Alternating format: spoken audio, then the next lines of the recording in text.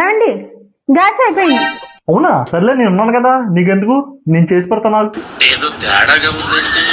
ఇదేంటి ఎక్కడ పెట్టారు? నీకెందుకు, వంట అవడం కావాలి అంతే కదా. అయినా నీకు విషయం తెలుసా, మన పక్కింటి ఆవిడ 5 లక్షలు ఎత్తి నెక్లెస్ చేయించుకుందంట.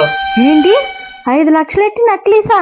వాళ్ళకింత డబ్బులు ఎక్కడేయండి? అలా ఆయన మాత్రం అంతంత మాత్రాన్ని చేస్తాడు. అమ్మ నాన్న ఇచ్చుంటారు, అంత డబ్బులు ఎలా వచ్చేస్తున్నాయండి? ఇంకో విషయం చెప్పనా, మన ఎదురింటి మంగ తయారు ఉంది కదా, వాళ్ళు కారు కొనుక్కున్నారంట. కారు కొనుక్కున్నారా? మన ఇద్దరం జాబ్ చేస్తున్నాం, మన ఇద్దరికి ఉండట్లేదు అన్ని డబ్బులు. వాళ్ళకి అన్ని డబ్బులు ఎక్కడి నుంచి వస్తున్నాయి? వ్యవసాయం వాళ్ళది, వాళ్ళు కారు కొన్నారా? ఏదో దొంగ వ్యాపారాలు చేస్తున్నారేమండి. ఏమో, అయినా ఎందుకు నువ్వు అంత ఫీల్ అయిపోతున్నావు? నాకు కడుపు మండిపోతుంది. మన ఇద్దరం జాబ్ చేస్తున్నాం, మనకు ఉండట్లేదు. అదేలాగా మీ ఆడవాళ్ళు పక్కింటో లేదనో కొనుక్కుంటే అస్సలు వాడలేదు, మండిపో